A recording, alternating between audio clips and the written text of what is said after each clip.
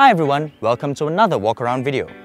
Now the little Honda Jazz is well known for its flexibility, practicality and clever space utilization. Now in its 13th year, this is the new third generation Jazz.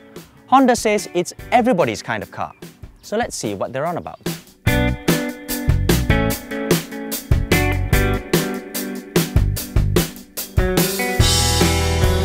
Now the range starts at under 73 grand for the Grade S, moving up to around 80 grand for the Grade E, and finally this, the range-topping V, yours for just under 88 grand.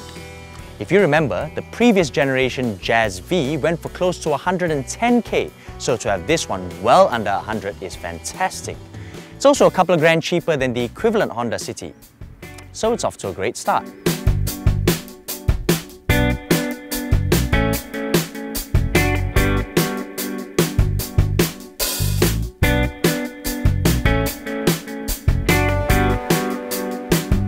Now the Jazz and the City are very closely related. Same platform, engine, transmission, the lot.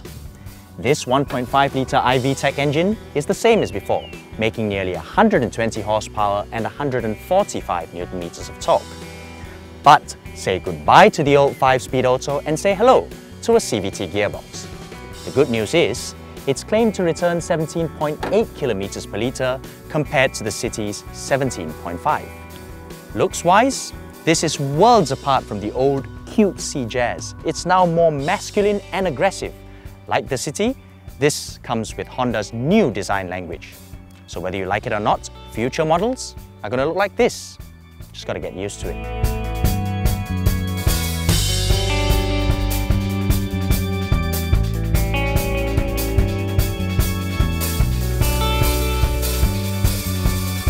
Moving on to the side, this top-spec model gets keyless entry. First time on a Jazz. Why they had to put the keyhole here instead of on the door handle, I have no idea.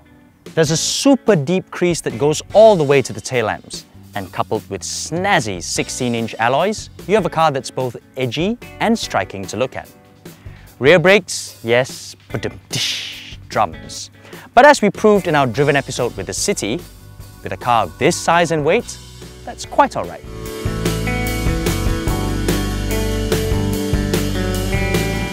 These L-shaped tail lamps are quite interesting too. Did somebody say Volvo? Anyway, the upper part is just for show. It doesn't light up. Other than that, looks a bit plain, doesn't it? But no worries, as you have a choice between Mugen or Modulo kits officially through Honda Malaysia. They're not cheap though, at between 2,700 to around 4,900 ringgit.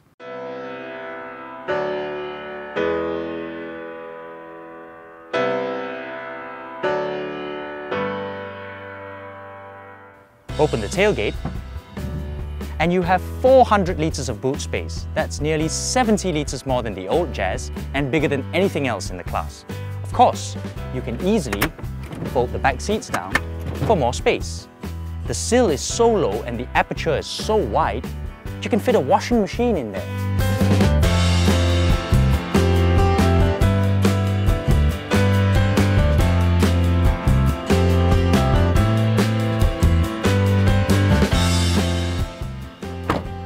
Now it's time to show you the Ultra seats. Now this is the unique selling point of the Jazz. It always has been. Apart from being able to fold completely flat, the seat base folds up so you can load tall items. Super useful for things that need to be transported vertically. There's so much space inside for passengers too, thanks to the center fuel tank layout. On the flip side, the City, with its 70mm longer wheelbase, is more spacious inside, and unlike the sedan, there are no rear aircon vents or power sockets back here. Another interesting bit, the front seats can be reclined flat. Honda calls this the refresh mode. The interior is pretty similar to the Honda City's.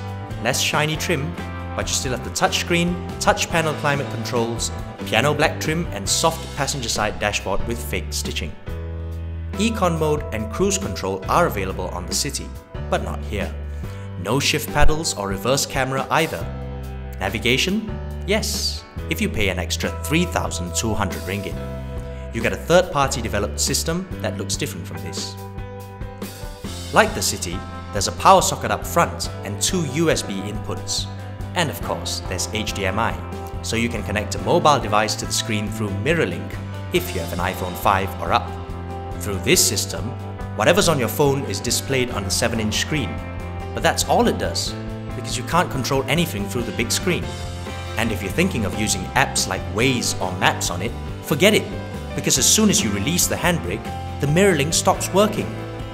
All you can really do is watch videos on it with the sound coming through the car's 6 speakers.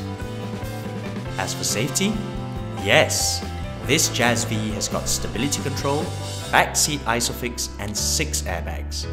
But if you get the lower priced variants, you end up with just 2 airbags, and the base model doesn't even have stability control. So, to sum up, the new Honda Jazz is more practical, more spacious and more efficient than before. And this top spec model is also safe and well equipped. What more could you ask for? If you liked watching this video, give us a thumbs up and subscribe to our YouTube channel. You can also find more information on the Honda Jazz on our websites paultan.org and carbase.my. Bye for now.